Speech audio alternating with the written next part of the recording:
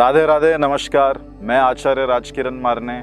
आज हम बात करेंगे दोस्तों 5 एलिमेंट थ्योरी के बारे में। तो आज हम साइकिल ऑफ क्रिएशन और साइकिल ऑफ डिस्ट्रक्शन देखेंगे और इस वीडियो को बहुत ही गौर से और सजगता से देखिए, क्योंकि एक तरीके से वास्तु का व्याकरण है। तो जिस भी लैंग्वेज का, भाषा का जब हम व्याकरण अच्छे से कर लेते हैं तो वह 90% सब्जेक्ट हमारी समझ में आता है। तो अगर इन पंच महाभूतों के बारे में आपने बढ़िया तरीके से जानकारी ले ली तो आपको वास्तु बहुत ही आसानी से समझ में आएगा।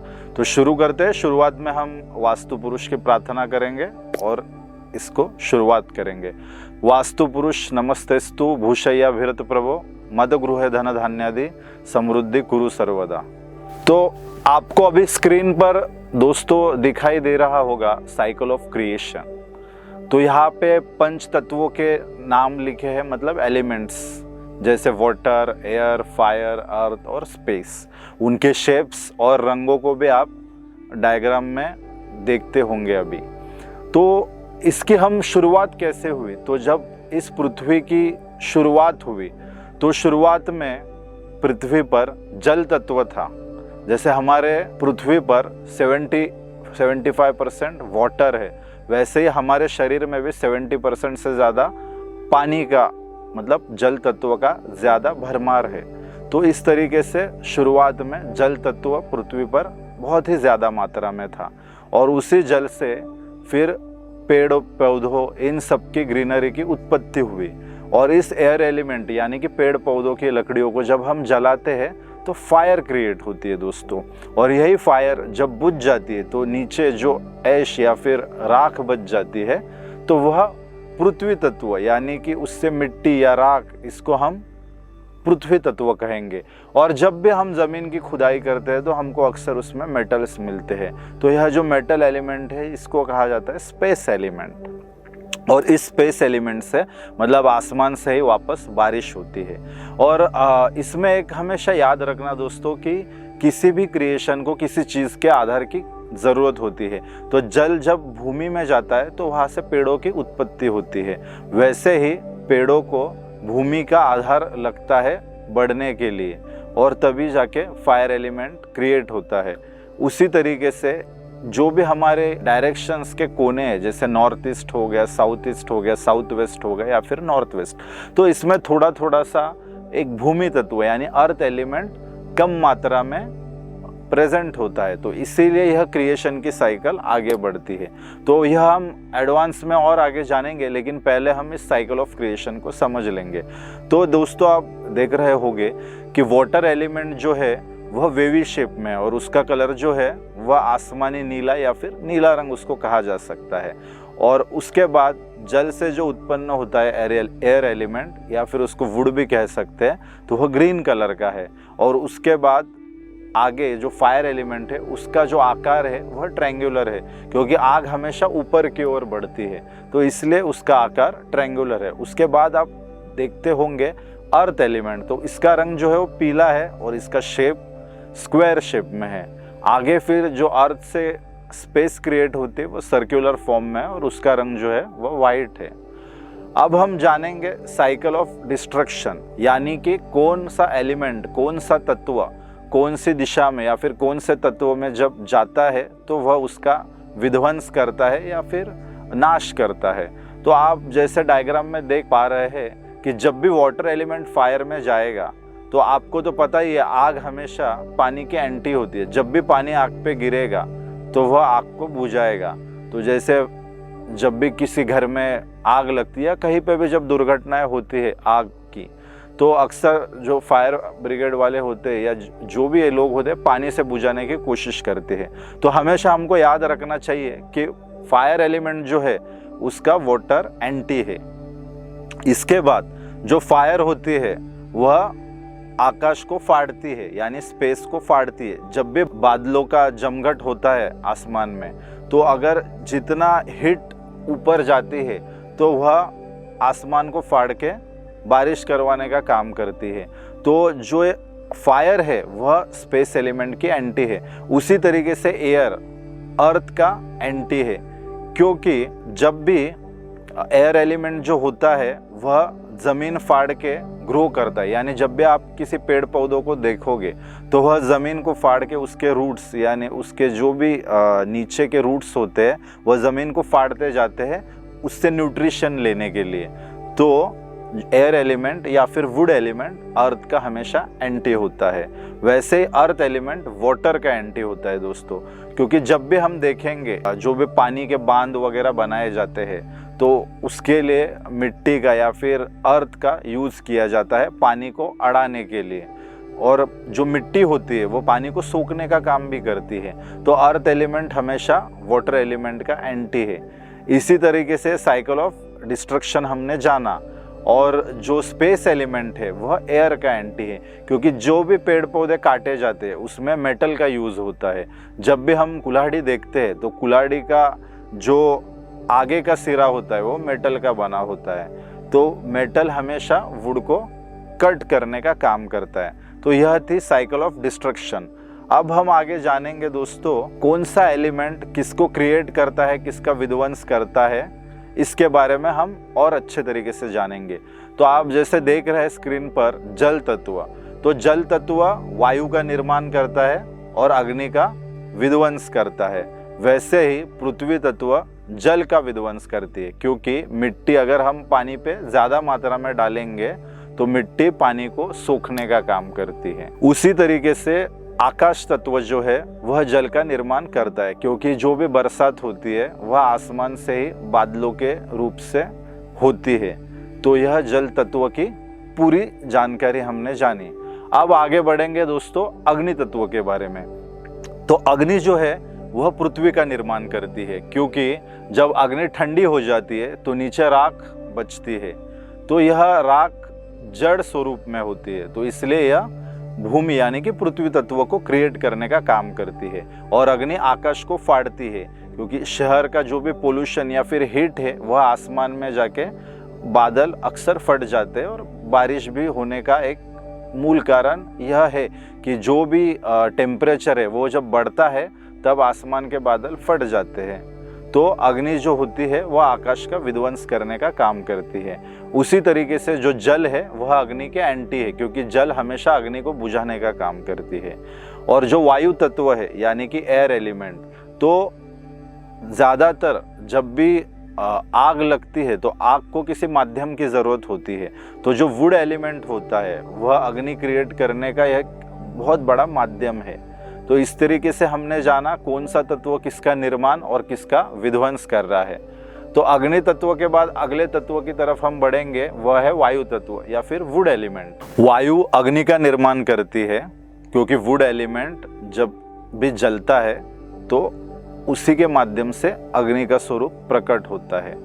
इसी तरीके से वायु अग्नि का निर्माण करने के बाद वायु जो होता है वह पृथ्वी का विध्वंस करता है, क्योंकि जब भी पेड़ पौधे ग्रोथ करते हैं या फिर ऊपर बढ़ते चले जाते हैं तो उसके रूट्स ज़मीन में धंसते चले जाते हैं, वह अपनी जगह बनाते हैं, तो उस तरीके से वह पृथ्वी को फाड़ने का काम करते हैं। तो वायु तत्व पृथ्वी का विध्वंस करता है। उसी तरीके से आकाश तत्व जो होता है वह वायु का विध्वंस करता है, क्योंकि जो भी पेड़ पौधे उन्हें काटने के लिए कुल्हाड़ी के आगे या कटर मशीन्स में मेटल यूज़ किया जाता है। और उसके बाद जल जो होता है वह इस एयर एलिमेंट का निर्माण करता है, क्योंकि जल से ही पेड़ पौधे आगे बढ़ते फलते फूलते हैं।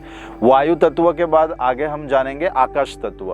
तो आकाश तत्व जो होता है दोस्तों वह जल का निर्माण करता है, क्योंकि जैसे हम सभी को पता है बरसात के मौसम में आसमान से बारिश बरसती है बादलों के माध्यम से, तो आकाश तत्व जल तत्व का प्रमुखता से निर्माण करने का काम करता है। और यही आकाश तत्व जो होता है दोस्तों वायु का विध्वंस करता है, और अग्नि जो है वह आकाश का विध्वंस करती है। जैसे हमने अभी पहले बात की कि टेम्परेचर से बादल फटते हैं और बरसात होती है, तो यह जो अग्नि तत्व है आकाश तत्व को एंटी है या फिर विध्वंस करने का काम करता है। उसी के बाद जो पृथ्वी तत्व है वह इस आकाश का निर्माण करता है, क्योंकि अक्सर जब खुदाई होती है ज़मीन में तो वहाँ से माइनिंग हो गई तो वहाँ से मेटल्स निकाले जाते हैं। इस तरीके से आकाश तत्व के बाद हम जानेंगे पृथ्वी तत्व के बारे में। तो यह जो पृथ्वी तत्व है दोस्तों यह आकाश का निर्माण करता है, और विध्वंस करता है जल, क्योंकि काफ़ी मात्रा में मिट्टी जब हम पानी पर डालते हैं तो वह उसको सोखने का काम करते हैं। जो भी बांध बनाए जाते हैं बड़े बड़े, तो इसमें भी पृथ्वी तत्व से जल को बांधा जाता है। और उसी तरीके से एयर एलिमेंट जो है वह इसका विध्वंस करने का काम करता है। और जो अग्नि तत्व है वह पृथ्वी का निर्माण करता है, क्योंकि अग्नि जब बुझ जाती है तो जो ऐश या राख बचती है उसको हम पृथ्वी तत्व कहेंगे। अब आगे हम जानेंगे कि जो ये 5 एलिमेंट्स है, यह हमारी बातचीत में भी अक्सर हम लोगों का तत्व हम जान सकते हैं या खुद का तत्व भी हम जान सकते हैं। तो क्योंकि ये जो दुनिया है या संसार है 5 तत्वों में ही बटा हुआ है दोस्तों। तो जो जल तत्व होगा, तो जल तत्व काफ़ी इमोशनल और फ्लोइंग माना जाता है दोस्तों। तो जो भी मनुष्य या फिर जो भी व्यक्तिमत्व जल तत्व से जो ज़्यादा प्रभावित होगा, अक्सर उनको जल्दी जल्दी बात करने की आदत होगी। तो आप भी आपके आसपास के मित्र, परिवार या समाज में पाएंगे कि जो बहुत जल्दी जल्दी में बात करते हैं, इमोशनल बातें करते हैं या बातों को बहुत बढ़ा देते हैं। क्योंकि पानी जैसे जब आप ज़मीन पर डालेंगे तो वह बिखर जाएगा, उसी तरह से इनकी बिखरी बिखरी बातें होती है। तो यह प्रमुखता से जल तत्व प्रधान लोग पाए जाते हैं। उसी तरह जो पृथ्वी तत्व होता है वह काफ़ी ठहराव के साथ आराम से वार्तालाप करने में यकीन रखने वाले होते हैं।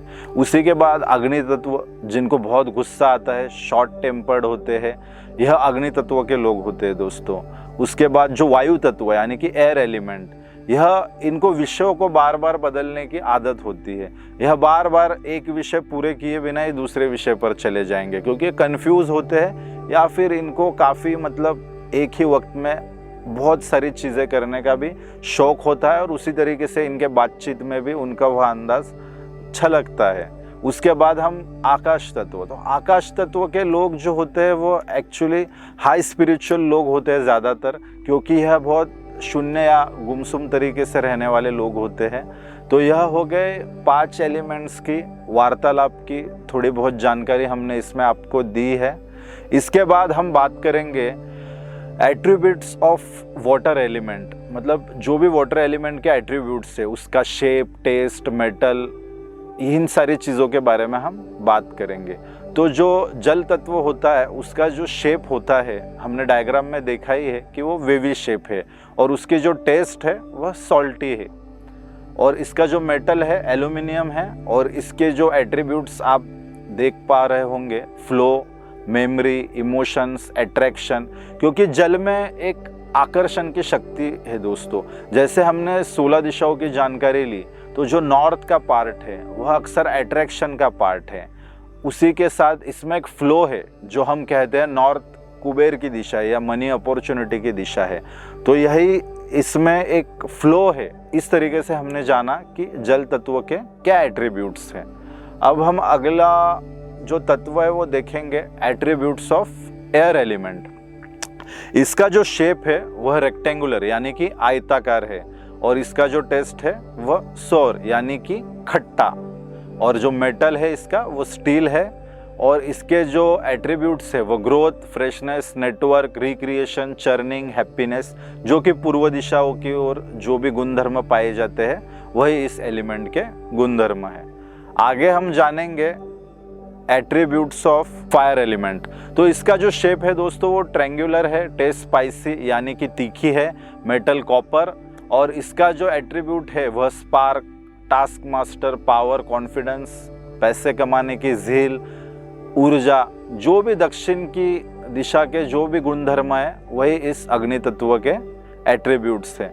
अगला जो तत्व है दोस्तों वह है अर्थ एलिमेंट। तो अर्थ एलिमेंट का शेप आपने डायग्राम में देखा होगा, स्क्वायर शेप है, कलर इसका येलो है, टेस्ट स्वीट, और मेटल जो है इसका ब्रास है। इसके जो एट्रीब्यूट्स हैं वो stability, skill set, heavy, status, relationship, जो भी है नैऋत्य दिशा, साउथ वेस्ट दिशा जो हमको स्टेबिलिटी या फिर स्किल सेट प्रदान करती है, वही गुणधर्म इस अर्थ एलिमेंट के पाए जाते हैं। उसके बाद हम बात करेंगे एट्रीब्यूट्स ऑफ स्पेस एलिमेंट। तो इसका जो शेप है वो सर्कुलर है, टेस्ट बीटर यानी कि कड़वा है, इसका जो मेटल है वो लोहा यानी आयन है, और इसके जो एट्रीब्यूट्स है वो मैनिफेस्टेशन, गेन्स, अवेयरनेस, एनलाइटनमेंट। तो यह सारे एट्रीब्यूट्स स्पेस एलिमेंट के पाए जाते हैं। अब हम बात करेंगे दोस्तों एलिमेंट्स, उनके एंटी एलिमेंट्स, इफेक्ट्स और किसको एग्जॉस्ट करते हैं, जो कि हम पहले भी देखे, हमने जाने। अब हम काफ़ी आसान तरीके से कॉलम के ज़रिए समझने की कोशिश करेंगे। तो जो वाटर एलिमेंट है दोस्तों, उसके कलर आप देख पा रहे होंगे, ब्लू, ब्लैक, सिल्वर, और उसका जो मेटल है वह एल्यूमिनियम है। और एंटी एलिमेंट इसके फायर है, यानी कि साउथ ईस्ट से, साउथ की जो दिशा होती है फायर की, उसमें अगर जल तत्व आ गया तो वो गड़बड़ करने का या फिर उस तत्व को यानी कि फायर को डिस्टर्ब करने का काम वाटर करेगा, तो वह उसका एंटी एलिमेंट है। और उसके इफेक्ट्स आपके जीवन में कहाँ पर पाए जाएंगे, तो पावर, कैश लिक्विडिटी, कॉन्फिडेंस, करेज, इन सबको ख़त्म करने का काम यह वाटर एलिमेंट फायर की यानी कि साउथ ईस्ट से लेकर साउथ तक की दिशाओं में करेगा। और यह एग्जॉस्ट किससे करेगा, तो वाटर जब भी स्पेस एलिमेंट में, मतलब उसके पिछले वाले तत्वों में जाएगा जिससे उसकी उत्पत्ति हुई है, तो उसको कम करने का काम करेगा। तो जब भी वाटर स्पेस एलिमेंट में, मतलब वेस्ट साउथ वेस्ट से लेकर नॉर्थ वेस्ट की दिशाओं में जाएगी जल, तो वह उसको कम करने का काम करेगी। अगला जो एलिमेंट है वो एयर एलिमेंट, इसका जो रंग है वह ग्रीन, लाइट ब्राउन, प्लांट्स, और इसका जो मेटल है वह है स्टील। और यह एंटी है अर्थ का, साउथ साउथ वेस्ट से लेकर साउथ वेस्ट तक। और यह किन आपके जीवन के एस्पेक्ट्स पे इफेक्ट डाल सकता है, तो वह है स्टेबिलिटी, डाइजेशन और डिस्पोजल।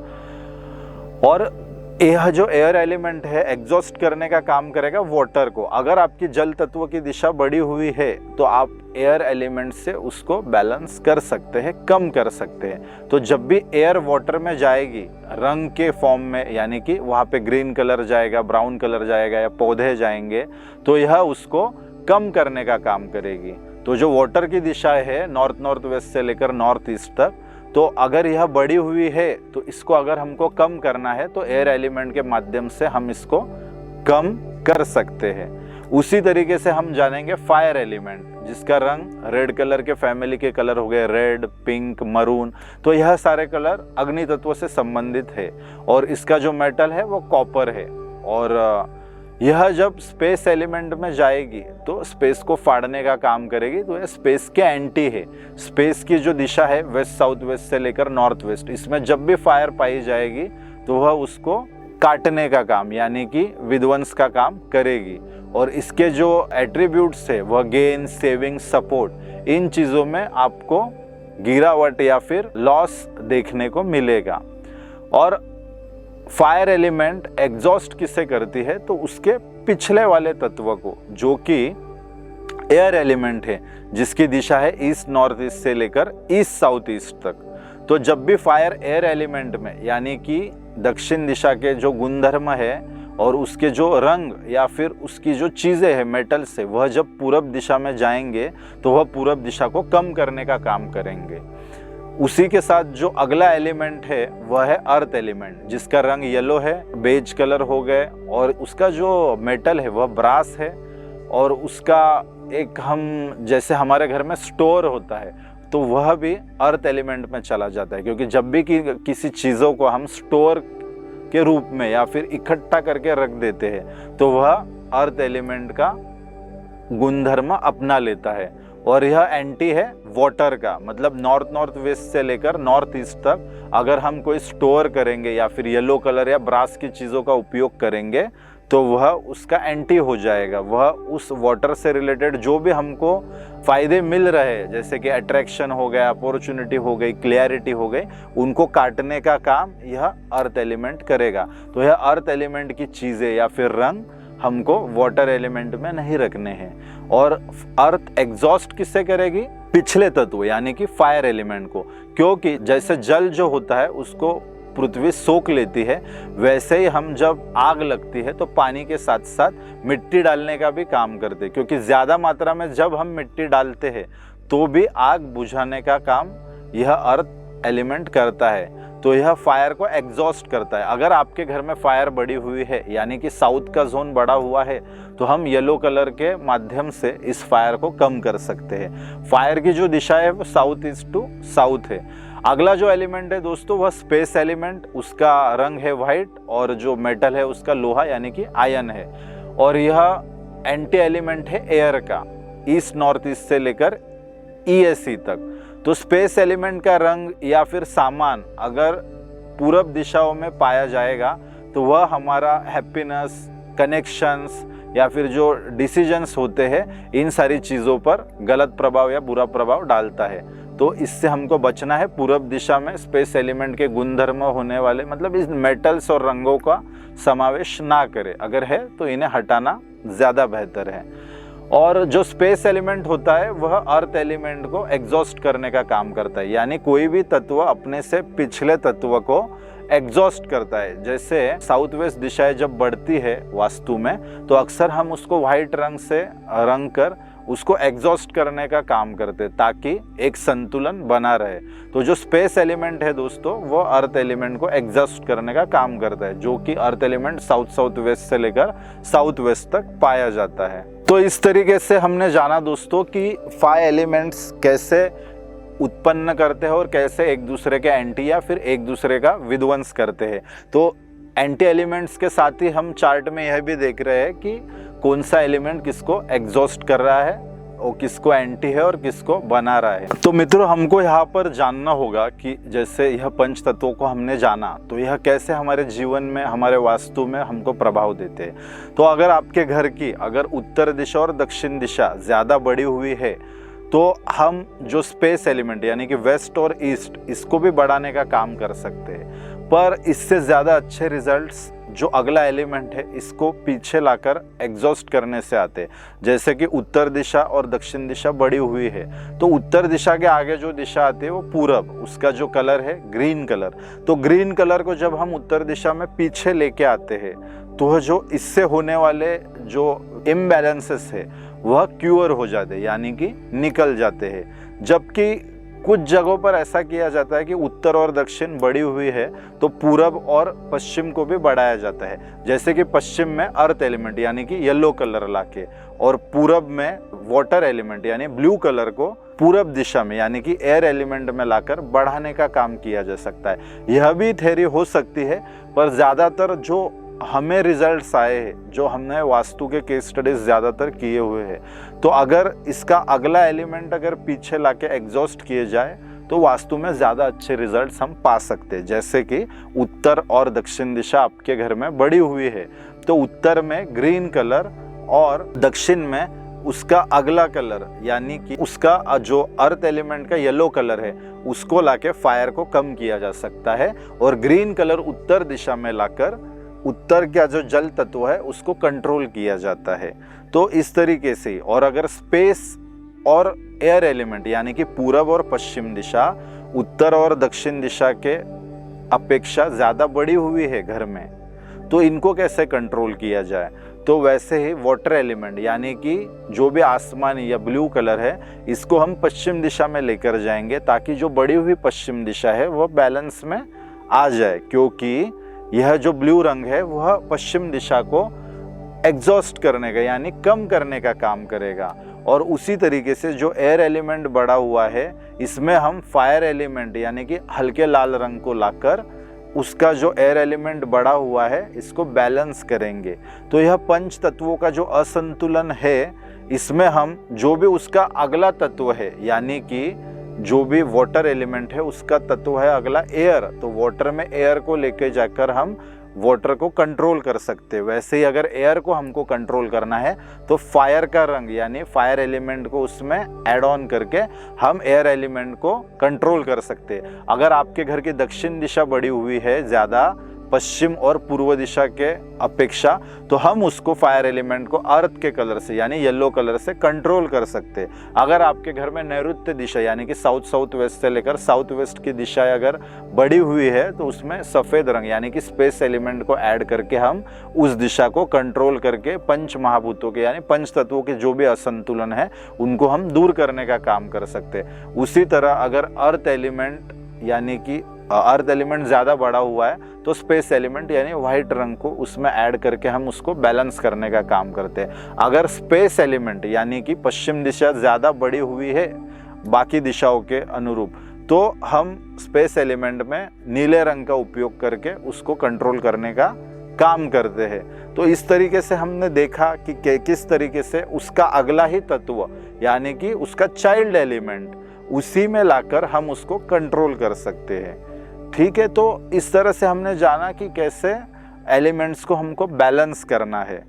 तो यह हो गया एक साइकिल ऑफ बैलेंस भी हमने जाना कि उस तत्व का जो अगला तत्व है उसके रंगों को कैसे हम उस जगह पर लेकर जाकर जो असंतुलन बना है, जो बढ़ी हुई दिशा है हमारे घर में, उसको कैसे कंट्रोल कर सकते हैं। और अगर उसको हमको घटाना है, जैसे कि हमने बताया कि अगर वाटर है उसको अगर हमको घटाना है तो उसका अगला एलिमेंट जो एयर है उसको हम ला सकते हैं, और उसको बढ़ाना है तो उसका पिछला एलिमेंट यानी कि स्पेस एलिमेंट को हम उत्तर दिशा में लाकर उसको बढ़ाने का काम कर सकते हैं। पर ज़्यादातर केसेस में पाया गया है कि अगर हम उस एलिमेंट को कंट्रोल करेंगे उसके चाइल्ड एलिमेंट से, यानी कि वाटर का एयर एलिमेंट चाइल्ड होता है, तो ज़्यादा अच्छे रिजल्ट मिल सकते हैं, ना कि हम स्पेस और एयर एलिमेंट है उनको बढ़ाएं। तो इस तरीके से हमने जाना कि कैसे हम पंच तत्वों को बैलेंस करने का या फिर कंट्रोल करने का काम कर सकते हैं। तो आज के लिए इतना ही। आज हमने जाना cycle of creation, cycle of destruction और साइकिल ऑफ कंट्रोल भी। तो आज के लिए इतना ही। धन्यवाद। राधे राधे।